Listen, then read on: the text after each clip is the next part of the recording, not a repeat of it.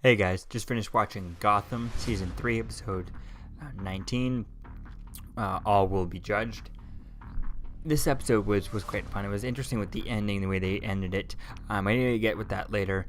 But touching on this stuff, there was a lot of cool things in this, dealing with Bruce kind of dealing with this kind of, this Ra's al Ghul type guy, and Ra's al Ghul type of thing with this, and him trying to teach him to put his parents' thing away and no longer feel anything about it, which I find that kind of weird. Part of me kind of didn't want him to put it away. I mean, he's supposed to. That's the whole thing that makes Batman. The reason why he's Batman is because of the death of his parents. So for him to feel nothing about it, it doesn't make sense to me for Batman to feel nothing about the death of his parents. I mean, he wouldn't be Batman if it wasn't for it. So for him to become, it sounds like he's becoming Batman because he's no longer feels for it, for the thing of his parents. I think that's gonna be weird. Now, if there's still a few more episodes left to go, so if they end up doing something where they find out that Bruce finds out that this guy is actually part of the Court of Owls, because we saw a few episodes, this guy, I can't see the guy's name, but he was actually working with the Court of Owls. He even talked to Vivian or something like that, this girl who got her head chopped off in this episode by Captain Barnes, but and he's part of the Court of Owls. So if that becomes back around, and then he has to kind of embrace he kind of uses this thing now that he's kind of doesn't feel for his parents, but he has to learn to embrace his thing through this no longer feeling for his parents. I think that could be a way for him to overcome this stuff. I think that'd be a cool way to him to become Batman as he builds up towards that. But I'd like to see him, see how things turn out, if this guy actually is, trying to destroy the Court of Owls, or if he is part of the Court of Owls, if he's against Bruce, or how things are going to work, things like that. And it's going to be interesting to see how things do with the next week's episode, especially with it looks like the explosions going on, and Bruce maybe setting it off with things that looks like interesting. But get into the Captain Barnes part of this episode. He looks pretty cool in this. It's just his little axe on his hand looked kind of silly. It was just it was a cool concept, but I just kept on thinking of the character, the Reaper from the Batman mythos. I think he was a character in a few issues. But he had something like that, like an axe on his hand, but it was more of a wraith that kind of went all long. It was like 3 to 4 feet long. It stood out, and he would just slice Batman up with it and stuff. And that would have been cool to see something like that if they had made Bullock be more of the Reaper and stuff, with like a skull mask and the cape and everything. And one version he was red, one version he was blue.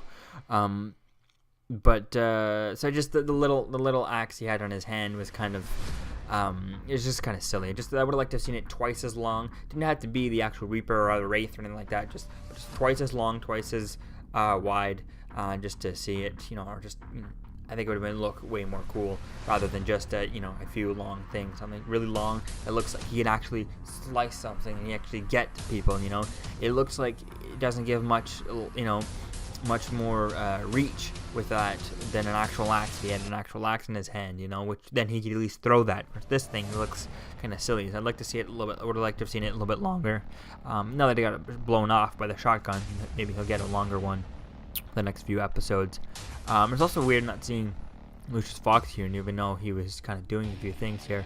But it was cool seeing the different things happen, seeing this girl there, Vanessa, I forget her name, who was in charge of, who we thought was in charge of the Court of Owls, and we learn in this episode she's not, and she's even though she got her head cut off.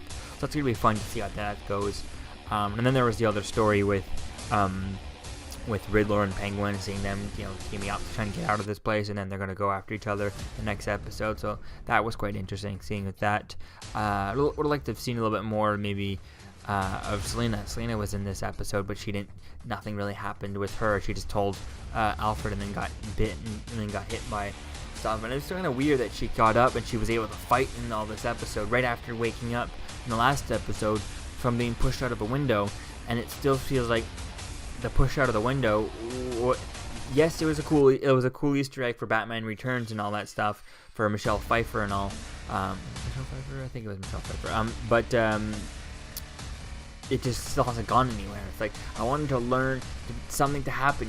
Maybe the leaves that Ivy did. I mean, Ivy didn't even go after with her. Ivy spent all that time in the hospital set up all those plans to try and bring her back to life, even though she probably pretty much did with all the plants and stuff.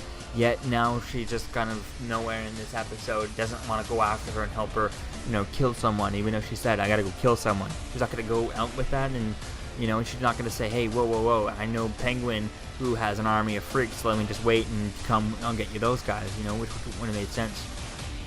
That would have made sense, too, to do that. So it's just weird not having Poison Ivy in this episode, even though she was such prominent in the other episodes and prominent with bringing her back to life type thing, and there was no kind of touching upon that. There was no touching upon that. She just fell out of the window, just woke up from a coma, and now she's just fine as if nothing ever happened, which I'm cool with that. It's just they need to explain it, I'm cool that Poison Ivy had some sort of plant that saved her and stuff, and I'm glad with all that. There's just no explanation to it. It just happened and things like that. There's no reason to it. She's not even, slowly recovering. No, she's just straight up able to fight in this episode. So that was kind of weird. And there was nothing came out of the hole pushing her out of the window. It feels like it's just, oh, that was one episode of Easter egg. There you go. Bye.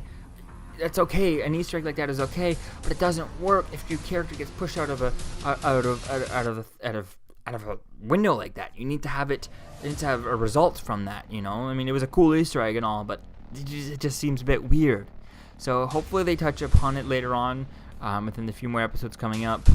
But it's gonna be fun to see where things go. And also, it's interesting not seeing anything of Barbara Keene. She was not in this episode at all. I mean, she was in there's a Ford ad or something like that, a car ad before that she was in. But other than that, she wasn't even in the episode itself at all.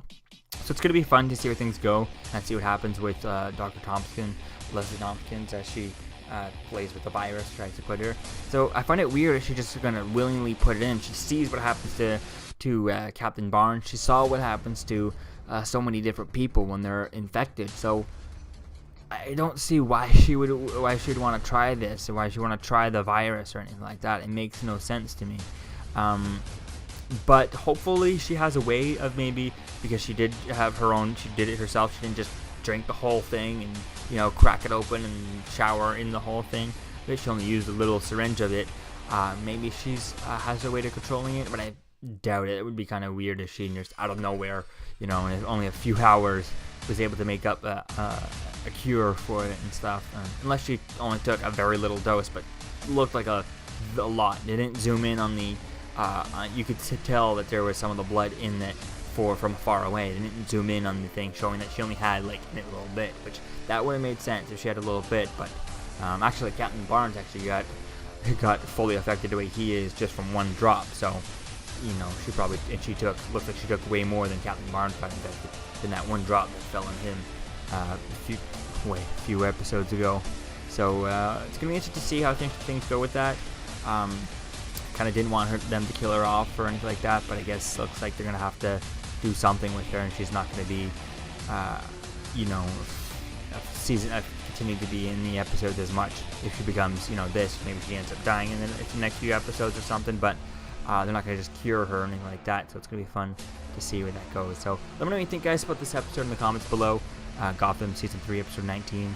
I'll see you guys in the next video. Peace. Don't forget to like, comment, and subscribe, guys. Peace.